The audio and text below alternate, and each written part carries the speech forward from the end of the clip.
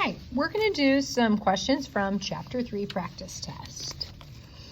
So taking notes, make sure you're taking notes because this is the part that I'm looking for. We're going to review what a multiple choice question might look like from Chapter 3. Okay, so page 241. We're going to do question 1, which is T3.1. A school guidance counselor examines how many extracurricular activities students might participate in and their grade point average. So we're asking them two things. How many extracurricular activities? So if you were in baseball, soccer, and track, you would answer that question with the number 3. And then it says they're asking them their GPA. So if you asked that question, what's your GPA? You might answer the question 3.8. So these are two quantitative variables, and that's why they're in Chapter 3. Everything in this chapter is two quantitative variables. Now, we don't know oftentimes which one they're going to put which one on. But this is called the independent variable and the dependent, and usually one comes before the other. Here, I'm not sure, so let's figure out what they're asking. The guidance counselor says the evidence indicates that there is a correlation between the number of extracurricular activities and the grade point average, and the correlation is close to 0. Wow. Well, a correlation factor would look like this. So whether of 0 would look something like this. That's some really weak coffee. It would basically say that whether you put GPA here, and then you put number of sports you were in, and whether you flip-flop that, it's super weak. There's no correlation. So somebody in one sport might have a GPA of 1, somebody in one sport might have a GPA of 4. So a correlation factor R of 0 means no correlation. Knowing one cannot help you predict the other. Okay, so let's figure out which choice matches that best. Students involved in many extracurricular activities tend to have poor grades. Well, we have people with bad grades that are in a lot of sports or in no sports. That's what no correlation means. So A is no good. B, students with good grades tend to be students who are not involved. If you have no correlation, knowing one cannot help you predict the other. So B is no good. C, students involved in many extracurriculars are just as likely to get good grades as bad grades. We don't know that either. Students with good grades tend to be students who are involved. Don't know that. So it looks like E is our best bet.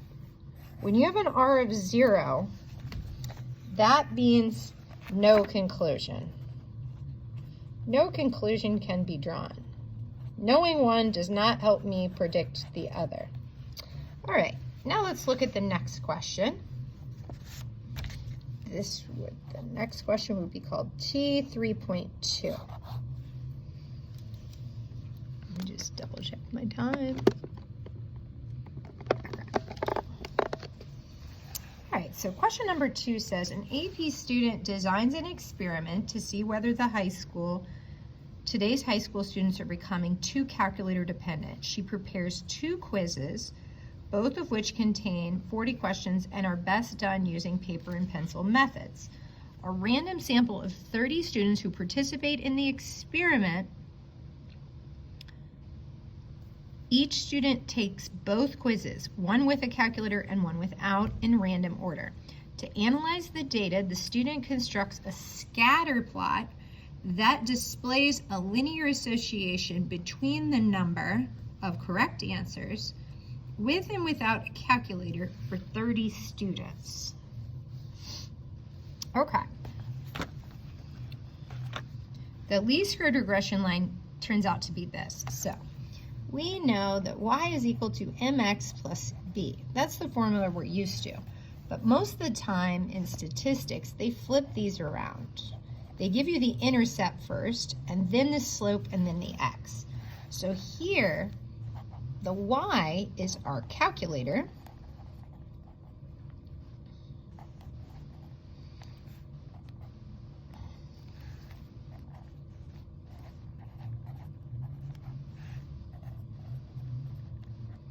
Okay, so they're saying that there is an association, meaning if I gave you the score you got with a pencil, I could predict the score you got with your calculator, okay?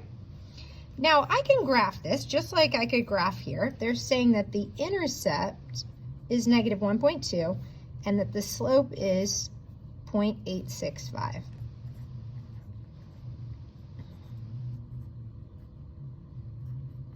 Okay, so we know what that might look like. The slope at the intercept is negative. So I'll go down 1.2 boxes. And then it's saying it's going up almost 1 box for every box it goes over. So again, this is your calculator score. And this must be your pencil score. All right, so I want to go up not a full box and then over a box, not a full box and over a box. So it's something like this. So this is what the scatter plot did. So maybe the dots look something like this. And when the dots told the computer to come up with a line of best fit, this was the line of best fit. Right there. Okay. Now it says, which of the following must be true?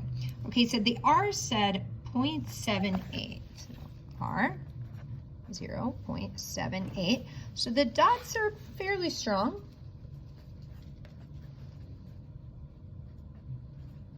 Right? Pretty close. And so this is a relatively good predictometer that if I knew your pencil score, I could predict your calculator score. Now what are they asking? Which has to be true? If the student had used a calculator as the explanatory variable.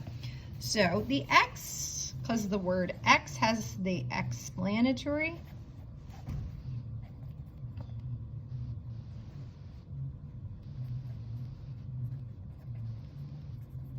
Is what's in the X. If they would have used calculator, which we didn't, we used calculator in the response variable.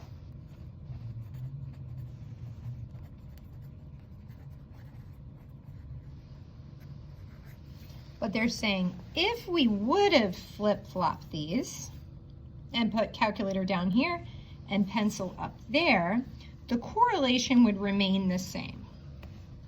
So let's see if that would be a true statement.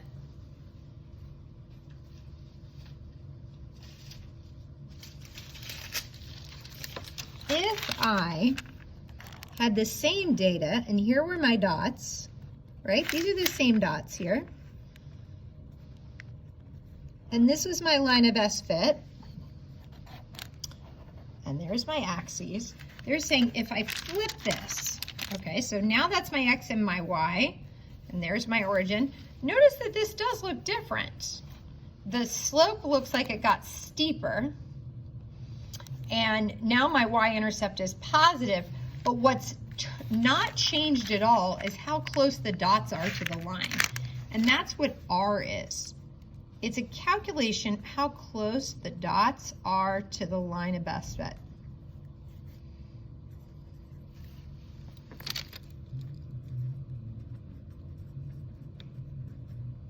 So I'm going to say yes to number 1. It says if the students had used calculator as the explanatory, and the correlation would remain the same. That's absolutely true. If the student had used a calculator, so here's the second piece, if the student had used a calculator as the response variable, the slope would remain the same. We said no. We're going to say no to number 2. And here's my proof. This is now like that. So the slope before, you could think of it as 865 over 1,000, right? That's this 0.865. And if you flipped the x and the y, your new slope would be the reciprocal of that. Notice that's still a positive number, but it's a totally different number. So let me grab a calculator. What's the reciprocal of 0.865? Yeah, so it's a slope. The slope is different if I flipped it. So if I swap out the x and y, now I'm going up a full box and only over part of a box. Up a full box and only going over part of a box. All right, last one. 3 says the standard deviation of the number of correct answers on the paper test was smaller than the standard deviation on the calculator